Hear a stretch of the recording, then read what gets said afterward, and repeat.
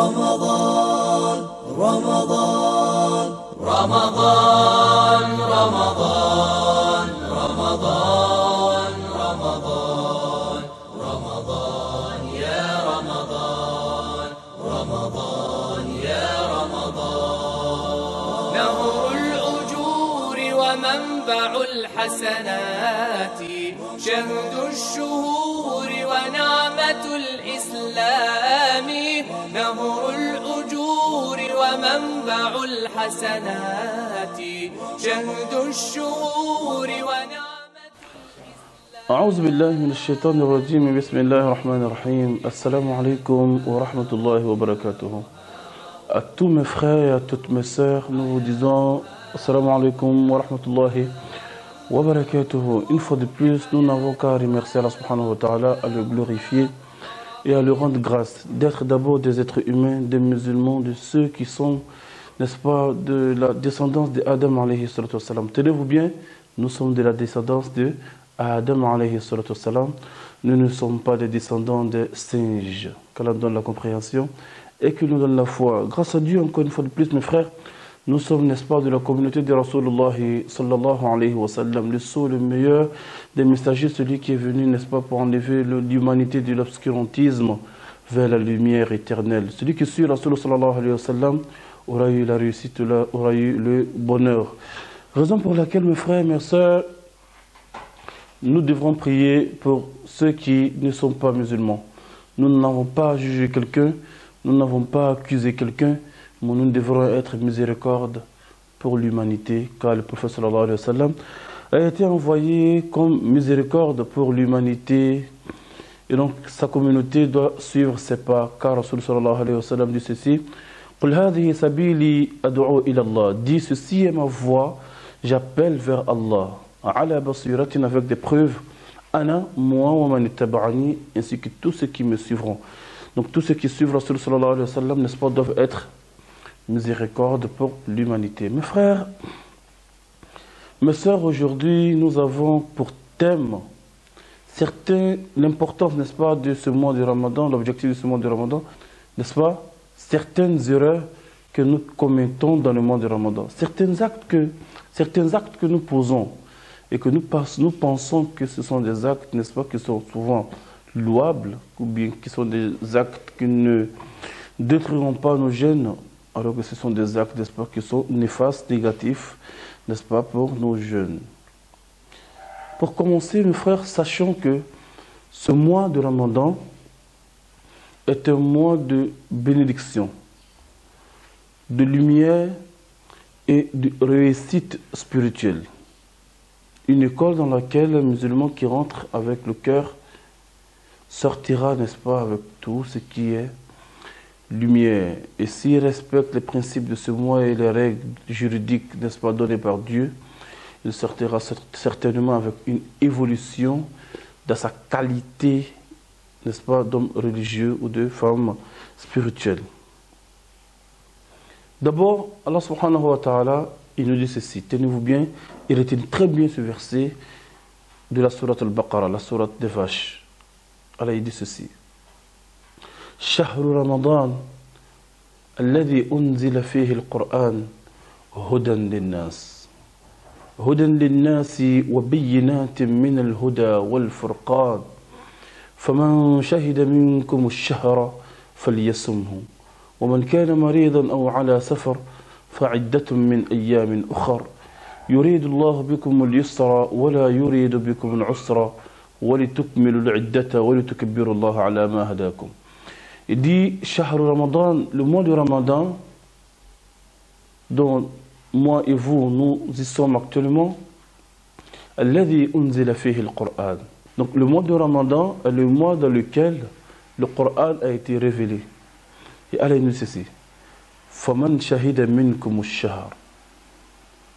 Celui qui a été témoin de ce mois, c'est-à-dire celui dont le mois de Ramadan a trouvé en vie, alors qu'il jeûne. Pourquoi Allah insiste, Allah précise que le Coran a été révélé dans le mois de Ramadan? Un livre béni dans un mois béni, Allah il parle ensuite de quoi? Hudan linnas wa bayyinatum min al-huda wal furqan. Il dit c'est un guide, c'est une lumière, n'est-ce pas? C'est la bonne voie pour les gens, c'est un guide pour les gens. Le mois dans lequel, n'est-ce pas, le Coran a été révélé, c'est un guide pour les gens. Pour te dire, mon frère, de thème, la voiture dans laquelle se trouve un bon moteur, c'est quoi? N'est-ce pas? C'est une bonne voiture pour son propriétaire. Donc pour te dire que Allah subhanahu wa ta'ala, il veut nous faire savoir, il ne veut pas que le mois de Ramadan passe alors que tu n'as pas lu le Coran. Il ne veut pas que tu perds la valeur du mois de Ramadan tout en négligeant le Coran. Et le Coran, c'est quoi? Le Coran, ce n'est pas seulement une lecture. Il dit, le mois de Ramadan dans lequel le Coran a été révélé, pour te dire, lire beaucoup le Coran, non seulement, mais en pratique, essayer d'appliquer, n'est-ce pas, le comportement du Coran dans le mois de Ramadan. Pourquoi? Parce que c'est en ce moment que Hudan linnas, il dit, c'est-à-dire la pratique du Coran dans le mois de Ramadan te permettra, même après le Ramadan, d'être dans la spiritualité, dans la guidée, dans le bon chemin. Si tu veux être guidé, tu veux être sauvé après le mois de Ramadan, comme le dit Rasoul sallallahu alayhi wa sallam, entre un mois de Ramadan et un autre, il y a ce qui pardonne les péchés. Pour te dire que si tu as appris les comportements, la lumière, le Coran, la pratique dont Dieu te demande dans le mois du Ramadan, alors tu seras protégé de tes péchés jusqu'au mois du Ramadan prochain. Pourquoi? Parce que quand tu mettras en pratique les demandes, n'est-ce pas, les éducations dont le mois de Ramadan t'a donné, alors tu seras sur la bonne voie qui t'empêchera de poser de mauvaises actions pour ne pas avoir des péchés jusqu'au mois de Ramadan prochain. Donc cela signifie quoi? Si tu n'as pas bien pratique, alors tu ne seras pas protégé contre les mauvaises actions. Et si tu n'as pas été protégé contre les mauvaises actions, tu ne peux pas être protégé, n'est-ce pas, contre les péchés de ces mauvaises actions. Donc le mois de Ramadan vient pour nous éduquer. Et l'éducation nous permet d'avoir la crainte de Dieu. C'est pourquoi Allah dit « Kutiba alaykum siyam » Comme vous avez des mauvais caractères, des mauvais comportements que même vous-même vous n'aimez pas, n'est-ce pas? Vous avez cette maladie spirituelle, alors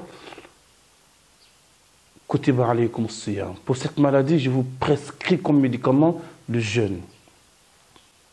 Et donc, si vous jeûnez, la'allakum tattaqoun, à la finalité, enfin, vous aurez quoi? Vous aurez la piété, la crainte de Dieu, la bonne santé spirituelle et, n'est-ce pas, vous serez en mesure de vous approcher de Dieu. Car la'allakum tattaqoun, at-taqwa en arabe dérive du mot at-tuqa, n'est-ce pas, qui signifie la protection. Rasul sallallahu alayhi wa sallam nous dit dans un hadith, ittaqun nar walaw bishiqqi tamr. Protégez-vous du feu, même avec, n'est-ce pas, une date. Donc pour dire que at-taqwa, c'est pas fuir Dieu, mais c'est al-khawf min al-jalil. C'est de craindre la désobéissance de Dieu. Wal-amalu bit-tanzil. Et mettre en pratique, n'est-ce pas, le Coran. Wal-rida bil-qalil. Ce suffit du peu que nous avons, même si ce n'est pas beaucoup pour ne pas tomber dans le haram. Wal-isti'dad li-yawm ar-rahil. Se préparer pour le grand voyage, en d'autres termes, la mort. Donc voici at-taqwa, la crainte de Dieu que le jeûne va nous donner. Le jeûne va nous donner la crainte de Dieu. Et la crainte de Dieu va nous donner 4 choses. Crainte de la désobéissance de Dieu, se suffit du peu que nous avons, mettre en pratique les ordres et les demandes de Dieu et se préparer pour le grand voyage, en d'autres termes, la mort. Donc, mes frères, nous n'allons pas pouvoir profiter de ce jeûne si nous ne connaissons pas, n'est-ce pas, les pratiques demandées dans ce jeûne. Et si nous ne connaissons pas, nous ne sortons pas de certaines ambiguïtés, n'est-ce pas, que certaines personnes pensent que ça fait partie du jeûne ou bien que ça peut détruire le jeûne. Et bien ici, nous allons vous donner certains enseignements. Nous allons nous, n'est-ce pas, rappeler de certains enseignements qui, beaucoup de personnes pensent que ça gâte le jeûne, ou bien que certains ne gâtent pas le jeûne, alors que souvent ça gâte le jeûne, et d'autres que nous allons citer qui ne gâtent pas le jeûne, alors que nous pensons que ça gâte le jeûne. Certaines problématiques aussi que nous devons éviter, n'est-ce pas, mes frères et sœurs, dans le mois de Ramadan. Par exemple, Nous avons des personnes qui, dans le mois du Ramadan, ne déjeunent pas. Ne déjeunent pas, c'est-à-dire qu'ils ne consomment pas le suhoor. C'est-à-dire qu'ils ne mangent pas à 4 h du matin ou à 4 h, 5, peu importe, mais en tout cas avant, n'est-ce pas? Rasul sallallahu alayhi wa sallam nous dit de retarder, n'est-ce pas, le suhoor, c'est-à-dire ne mange pas la nuit et refuser de te lever le matin. Je vous ai dit que c'est une sunna du Rasul sallallahu alayhi wa sallam. C'est un enseignement. Je peux ne pas avoir l'appétit, j'ai pas envie de manger, c'est une heure dans laquelle j'ai du mal à manger, moi je n'aime pas manger à 4 h du matin, ça me plaît pas, je mange seulement la nuit et puis ça va. Non, on sait que ça ne te plaît pas. Mais c'est poursuivre la sunna du Rasul sallallahu alayhi wa sallam. Oui, fais un effort, ne serait-ce qu'une pomme, ne serait-ce qu'une date, ne serait-ce que de l'eau même, c'est pourquoi pas. Mais seulement pour respecter la sunna de Rasul sallallahu alayhi wa sallam. Tu as du mal à manger? Oui, c'est pas facile, mais suis la sunna de Rasul sallallahu alayhi wa sallam. Mettre en pratique, n'est-ce pas, la tradition, la sagesse prophétique. Car Rasul sallallahu alayhi wa sallam, quand il nous enseigne quelque chose, c'est, n'est-ce pas, forcément à la base d'une inspiration et d'un enseignement d'Allah subhanahu wa ta'ala, car il dit وَمَا يَنْتِقُ عَنِ الْهَوَى. Rasul Muhammad sallallahu alayhi wa sallam ne parle pas de son propre chef. C'est plutôt des révélations de la part de son Seigneur. Donc, ça c'est le premier point. Le deuxième point, c'est, nous avons remarqué qu'il y a beaucoup de personnes aussi, au moment de la rupture, ne se précipitent pas pour rompre. Rasul sallallahu alayhi wa sallam dit لا يزال الناس بخير ما أخروا السحور وعجلوا الإفطار أو كما قال الرسول صلى الله عليه وسلم. Donc, dès que le muezzin dit Allahu Akbar, alors mange immédiatement. Car c'est ça qui est la sunna de Rasul sallallahu alayhi wa sallam. Ne t'assois pas sur ton portable, alors en ce moment tu es en train de t'amuser, parce que j'ai pas faim, je ne sens pas la faim, donc c'est pas important, après je vais voir. Et donc certains même ne rompent pas le jeûne jusqu'à ce que le muezzin dise d'abord Hayya ala salat, Hayya ala al-falah. Non, dès que le muezzin dit Allahu Akbar, alors tu coupes ton jeûne. Tu coupes immédiatement ton jeûne. C'est ça la sunna du Rasul sallallahu alayhi wa sallam. Que tu aies faim en ce moment ou que tu n'aies pas faim, puisque Rasul sallallahu alayhi wa sallam dit de précipiter, alors donc, dès que le muezzin dit Allahu Akbar, alors donc tu rompes, n'est-ce pas, ton jeûne. Troisième chose, nous avons remarqué que beaucoup de personnes, au moment de la rupture, ne font pas de dua, ne font pas de bénédiction. Regardez, Rasul sallallahu alayhi wa sallam a donné des moments, a donné des heures, des situations dans lesquelles les prières sont inévitablement exaucées. C'est-à-dire que c'est des moments dont Allah il accepte, n'est-ce pas, immédiatement les prières des gens. Et parmi ces moments et parmi ces situations, c'est la prière du jeûneur au moment où il rend. Allahu Akbar. Les bénédictions, les demandes, n'est-ce pas, la formulation des vœux d'un jeûneur au moment de la rupture. Allahu Akbar. Donc, si Rasul te dit, sallallahu alayhi wa sallam, que si un homme en qui tu as confiance, tu as un docteur, par exemple, te dit, tu souffres de cette maladie, alors ok, si tu prends ce médicament à telle heure, ta maladie est finie, est-ce que tu vas t'amuser avec ce médicament? Si Rasul sallallahu alayhi wa sallam te dit, tu as les problèmes, tous les problèmes du monde, mais à telle heure, dès que tu le dis à Dieu, Allah l'exauce. Pourquoi tu négliges? Pourquoi tu négliges? Rasul lui-même sallallahu alayhi wa sallam, en cette heure disait Allahumma laka sumna wa ala rizqika aftarna fataqabbal minna innaka anta as-sami'ul alim dhahaba adh-dhama'u wa ibtalla al-aruq wa thabata al-ajr insha'Allah. Rasul disait beaucoup de doigts de ce genre. Alors donc toi tu dois faire le même doigt. Et plus tu as des problèmes, tu as des soucis, tu as des vœux à faire, toi qui es en classe d'examen, toi qui as des problèmes d'enfant, toi qui as des problèmes de travail, toi qui n'arrives pas à t'en sortir, toi qui penses que tu as été attaché, toi qui penses que le monde est contre toi, toi-même qui penses que ton mari ne t'aime pas alors qu'il t'a marié, tu veux que tes solutions, tes problèmes soient exaucés, alors il accepte tes doigts, alors la situation ne se trouve nulle part, Voici la solution que le Rasul sallallahu alayhi wa sallam te donne au moment de la rupture. Pourquoi négliger? Pourquoi ne pas prier? Pourquoi te presser à manger? Quelque temps avant la prière du musée, au moment où ton cœur bat fort, n'est-ce pas, pour la nourriture, tends ta main vers le ciel et parle à Dieu et parle-lui. Dis-lui, Ya Allah, j'ai faim actuellement à cause de toi. Tu sais que j'ai foi en toi. Je pouvais rompre mon jeûne au moment où personne ne me voyait dans ma chambre. Et je l'ai gardé pour toi parce que je crois en toi. Si cela est vrai, si c'est vrai qu'en réalité, je n'ai pas rompu mon jeûne, parce que je crois en toi, je pouvais me cacher. Dieu, voici la preuve que je crois en ton existence. Mais j'ai eu peur de toi. Je n'ai pas rompu mon jeûne. Dieu, accepte-moi. Voici mon problème. Et t'expliques tes problèmes. Et tu verras si c'est à un sourd que tu parles ou un absent. Tu sauras que Dieu il est présent dans ta vie, mon frère. D'ici l'année prochaine, Allahu Akbar. Il va agir. Et donc, voici un troisième point, n'est-ce pas, dont nous avons remarqué que beaucoup de personnes aussi, pendant le mois du Ramadan, pensent que, n'est-ce pas, ça gâte le jeûne. Nous avons remarqué certaines personnes pendant le mois du Ramadan, ils ont du mal même à avaler leur salive. Mon frère, ma soeur, les salives ne gênent pas, en aucun cas, le mois du Ramadan, le jeûne. Ça fait que certaines personnes, quand ils utilisent, n'est-ce pas, les cuidants, n'est-ce pas, ils passent toute la journée en train de cracher. Non, ça ne gâte pas le jeûne.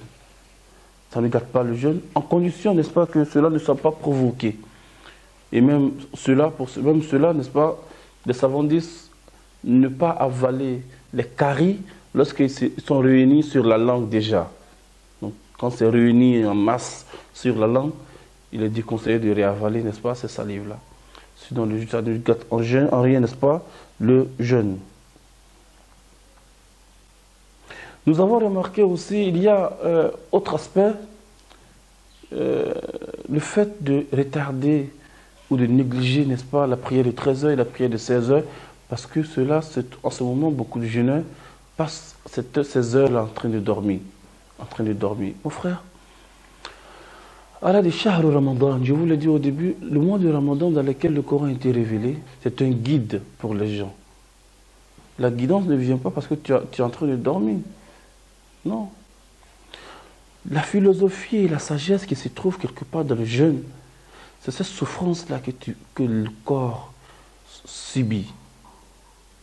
Plus ton âme est élevée. Ne fuis pas la fatigue du corps. Ramène-le dans l'adoration de celui à cause de qui il doit se soumettre. Apprendre le corps à se soumettre à Allah subhanahu wa ta'ala. Apprendre au corps à se soumettre à Allah subhanahu wa ta'ala. Enseigne-le au moment où il est faible. Parce que lorsque le corps est affamé, il devient faible. Alors prendre des décisions en ce moment pour qu'il soit dans l'éducation spirituelle. Amène-le à la mosquée, amène-le à la prière, amène-le à apprendre à lire le Coran dans le mois du Ramadan, amène-le à faire des zakats, amène-le à aller rendre visite à tes parents que tu avais laissés, que tu avais abandonnés peut-être, à leur donner des sucres, à leur donner des tamars, va chez eux avec des cadeaux, va chez les pauvres, rends visite, n'est-ce pas, aux mendiants du quartier, oui, pour devenir encore plus humble. Oui, toi qui es le chef du quartier, de l'entreprise, rabaisse-toi au point que tu ailles chez, n'est-ce pas, le gardien de ta cour, chez lui à la maison de sa famille, et va lui faire des cadeaux, va lui rendre visite, va participer, n'est-ce pas, à l'air qu'il respire, chez lui à la maison. Apprends à ton corps, n'est-ce pas, à être humble, puisqu'il est déjà faible.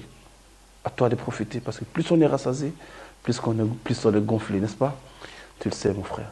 Et nous avons remarqué aussi qu'il y a certaines sœurs, certaines mères, certaines femmes qui dans le mois du Ramadan, elles pensent, parce que quand elles sont dans leurs règles, n'est-ce pas, quand elles sont dans le menstru, excusez-moi du terme, quand elles sont en état de menstru, et que avant la prière de 5 heures du matin, avant la prière de Fajr, n'est-ce pas, avant l'appel du muezzin, au moment du déjeuner, du sahur,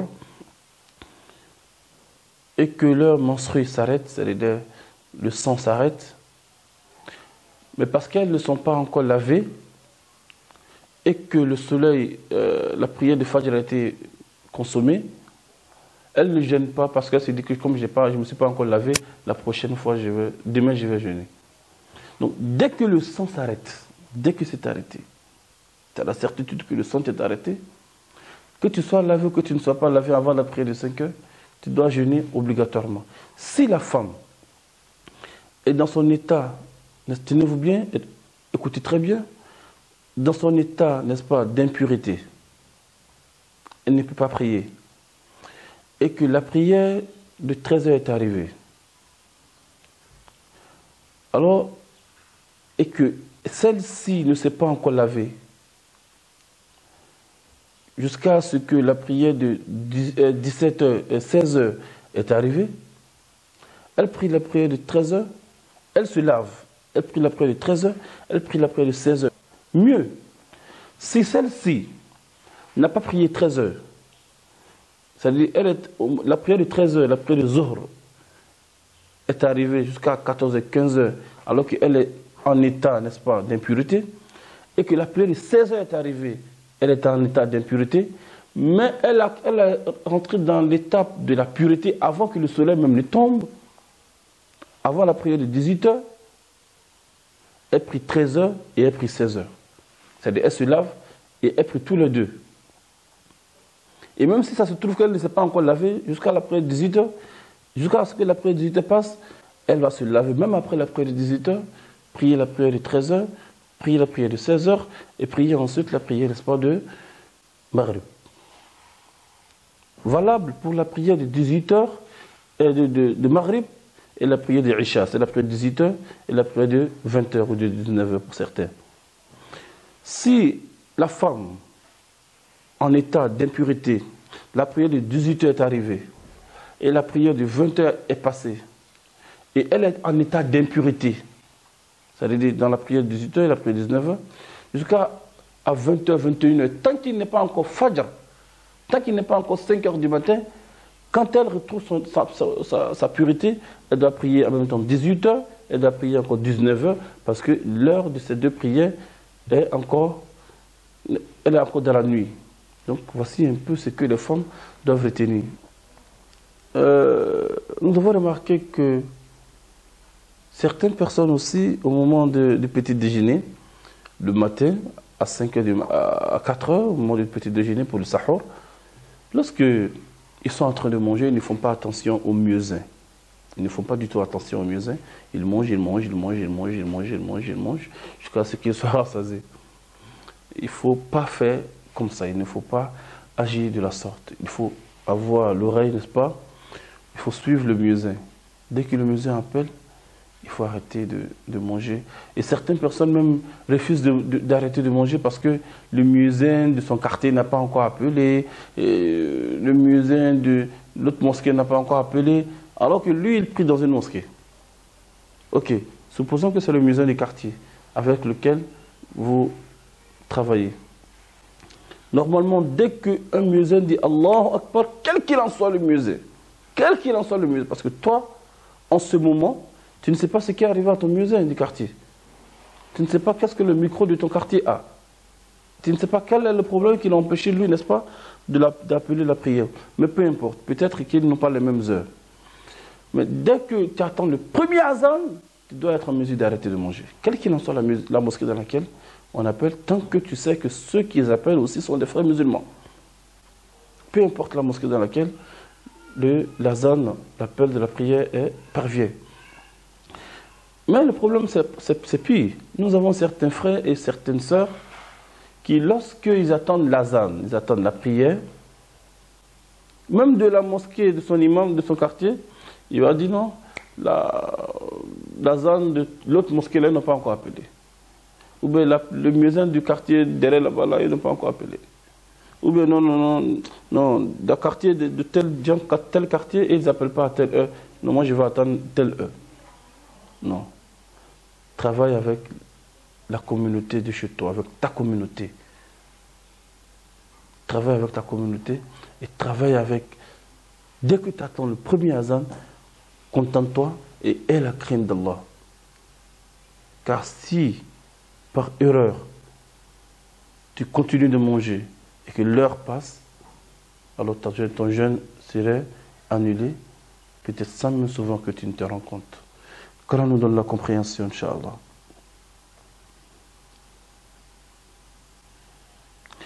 Et autre chose, à nos mères et à nos frères et à nos pères. Nous avons souvent des enfants à la maison qui veulent jeûner. C'est des petits enfants, mais qui veulent jeûner. Ou qui jeûnent, souvent. Mais nous avons remarqué que certains pères ou certaines mères vont dire à ses enfants, non, va couper, t'as pas encore mangé, va manger. Non, lui-même, il sait que quand il a faim, il doit manger. Oui, nous sommes des protecteurs de ces enfants, mais nous aussi, nous devons à la fin une fois pour les éduquer spirituellement. Et donc, si l'enfant veut jeûner, laisse-le jeûner. Encourage-le d'ailleurs en lui promettant des cadeaux, n'est-ce pas, en lui promettant des petites choses qui peuvent, n'est-ce pas, aussi donner l'envie d'adorer Allah subhanahu wa ta'ala. Qui peuvent lui donner aussi l'envie, n'est-ce pas, de s'approcher d'Allah subhanahu wa ta'ala. Donc, ne jeûne pas, n'empêche pas un enfant de jeûner. Donc, si c'est cette demi-journée, il peut faire, encourage-le à ce qu'il fasse la demi-journée. Si toute la journée qu'il peut faire, aide-le à le faire dans un contexte favorable. Permets-le de le faire de sorte que ça soit facile. Tant que cet enfant n'a pas une maladie, n'est-ce pas, dont les docteurs, n'est-ce pas, l'empêchent, l'interdit, n'est-ce pas, de jeûner. Donc, tant qu'il peut, on sait qu'il peut, il a la santé, il peut tenir, voilà, on encourage, n'est-ce pas, à jeûner parce que ce sont des pratiques qui s'apprennent depuis le bas âge. Et l'adoration de Allah, le goût de l'adoration de Allah, ça se cherche, n'est-ce pas, depuis l'enfance. Qu'Allah nous la compréhension. Et nous avons certaines personnes aussi qui pensent que le siwak, n'est-ce pas, la brosse à dents, le cuit-dents, n'est-ce pas, gâte le jeûne, qu'on appelle gessé, n'est-ce pas, gessé, après mordo nyine, que gessé me sunche, ay gessé te sunche, gessé n'a son demandé. Il y a certains types de siwak, de cure-dents, qui gâtent le jeûne, n'est-ce pas, et d'autres qui ne gâtent pas.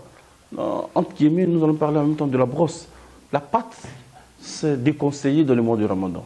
La pâte, c'est déconseillé dans le mois du Ramadan, tant que ça ne descend pas par la gorge, tant que ça ne descend pas, n'est-ce pas, dans le ventre du jeûneur. Mais si ça rentre dans le ventre du jeûneur, le jeûne est gâté. Si ça rentre dans le ventre du jeûneur, le jeûne est gâté. Donc, préférable de ne pas utiliser la pâte dans le mois du Ramadan. Sinon, d'utiliser en petite quantité, pour ne pas que ça descende, n'est-ce pas, dans vos ventres. Sinon, ça ne gâte pas le jeûne tant que cela ne descend pas dans les ventres. Donc, les cure-dents.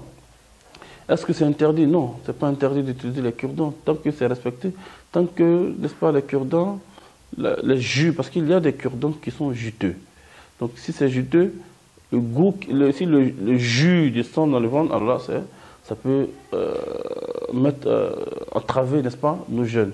Au cas contraire, il n'y a pas de problème. Le jeûne est d'ailleurs très bon avec le cure-dent. Et donc nous avons des personnes qui pensent que n'est-ce pas, puisque Rasul sallallahu alayhi wa sallam l'enseigne si clairement dans l'un de ses hadiths que l'odeur de la bouche du jeûneur est plaisante chez Dieu, n'est-ce pas? Allah, il aime l'odeur, n'est-ce pas, de la bouche du jeûneur, puisque l'odeur du misk.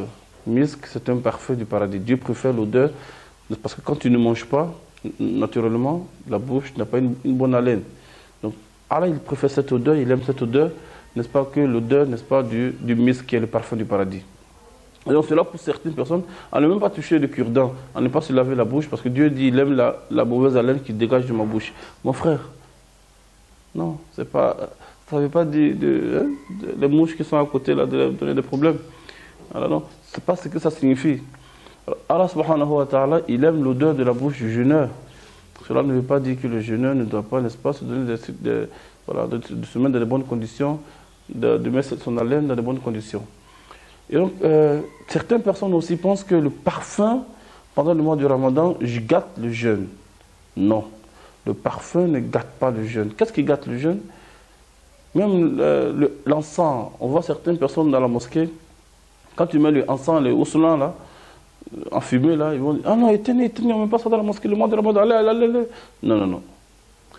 Oui, ça gâte le jeûne à une condition. Quand le jeûneur vient se mettre au-dessus de la fumée qui rentre dans ses narines, sort dans ses oreilles, descend dans sa gorge, etc. Mais quand c'est déposé quelque part à la mosquée, la fumée qui prend dans la mosquée, n'est-ce pas, tant que ce n'est pas exagéré, il n'y a pas de problème. Aucun hadith n'interdit, n'est-ce pas, l'encens, la bonne odeur ou le parfum sur soi parce que ça gâte le jeûne. Non, c'est pas le parfum, la bonne odeur ne gâte pas le jeûne. On va faire bien sûr, Inch'Allah, bientôt, un sujet sur le parfum, n'est-ce pas, de la femme. Est-ce que la femme qui met le parfum et sort, est-ce que c'est une mécréante ou bien est-ce qu'elle a fait l'adultère, comme on le voit, n'est-ce pas, dans beaucoup de propos de prêcheurs. Quand on donne la compréhension, nous avons remarqué que dans le monde de Ramadan, beaucoup de musulmans sont toujours en colère. Beaucoup de musulmans sont tout le temps en colère. Certaines personnes, tu leur dis bonjour, c'est comme tu l'as giflé, c'est comme si tu l'as frappé.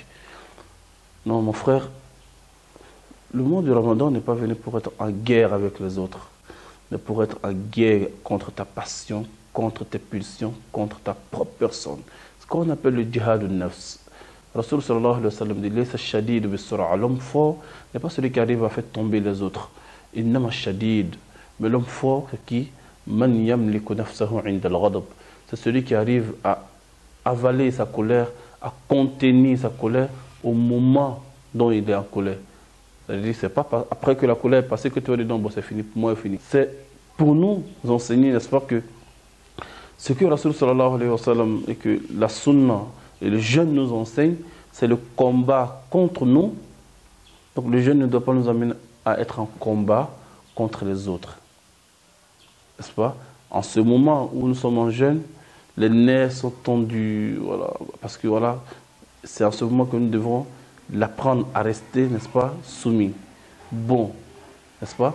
C'est pas en ce moment que, n'est-ce pas, nous allons déclarer la guerre aux serviteurs de Dieu. Et nous avons remarqué que beaucoup de personnes, quand ils rendent le jeûne chez quelqu'un, ils ne prient pas pour ce dernier. Il finit de manger, il fait sa prière, et puis il s'en va. Les gens envoient de la nourriture de partout. Mais on mange, et puis c'est fini, on ne prie pas pour quelqu'un. Non. Quand les gens nous envoient de la nourriture, prions pour eux. C'est ça aussi la sunna de Rasul sallam. Après avoir mangé, prions pour ceux qui nous ont donné à manger. Prions pour eux. Quelqu'un allait se tracasser, on ne sait même pas comment est-ce qu'il a fait. Il envoie de la nourriture à la mosquée et on ne prie pas pour lui. Il faut prier pour ceux qui nous donnent à manger. Que ce soit à la mosquée, que ce soit à la maison, que ce soit dans la cour, que ce soit dans la famille, que ce soit dans le quartier. Alors donc, toute personne qui te permet, n'est-ce pas, de rendre ton jeûne, que ce soit le jeûne même, que ce soit la nourriture même quotidienne à la maison, en dehors du mois du Ramadan, en dehors du jeûne, prions pour ceux qui nous donnent à manger. Parce que Rasul sallallahu alayhi wa sallam, il faisait la prière pour ceux qui lui donnaient à manger. Il disait souvent, Allahumma at'im man at'amani wa waski man sakani. Seigneur, nourrir celui qui m'a nourri et donne à boire à celui qui m'a donné à boire. Et il y a dans un autre hadith où Rasul sallallahu alayhi wa sallam fait plusieurs doigts. أفطر عنكم الصائمون وأكل عندكم الأبرار وصلى عليكم الملائكة. Il faisait ce doigt pour les gens qui donnaient à manger. Il y a beaucoup de doigts, n'est-ce pas, que Rasul sallam faisait par rapport, n'est-ce pas, à celui qui est en face de toi. Tu sais ce qu'il a besoin, tu pries, tu fais tes doigts pour lui. Hein? Donc, comme vous le savez, chez nous, en Afrique, dans le mandingue, quand on finit de manger, on dit abaraka, alaka barakado, aougarzegala. Donc, c'est doigt qu'on fait, n'est-ce pas, pour ceux qui nous donnent à manger, n'est-ce pas, à rendre nos jeûnes. Et donc, Inch'Allah, mes frères, voici certains points, Inch'Allah, aujourd'hui, que nous avons donnés. La suite sera donnée, Inch'Allah, pour la prochaine. Tout ce que nous demandons à Allah subhanahu wa ta'ala, c'est que ce mois de Ramadan soit le meilleur pour nous. Et que le mois de l'année prochaine soit dans notre vie. Et que ce qui a été fait dans le passé ne soit pas annulé. Que ceux qui ont pu atteindre ce mois soient agréés, ou ceux qui n'ont pas pu l'avoir soient pardonnés, ou ceux qui sont empêchés par la maladie soient guéris. Et que les enfants, n'est-ce pas, qu'ils apprennent, soient des croyants de demain, et que la foi que nous cherchons soit acquis, et que le paradis qui est notre objectif soit, n'est-ce pas, notre dernière destination. Sur ce, Disons assalamu alaikum wa rahmatullahi wa barakatuhu au sujet de la vidéo prochaine, qu'Allah nous la compréhension et qu'il nous guide. Wassalamu alaikum wa rahmatullahi wa barakatuhu.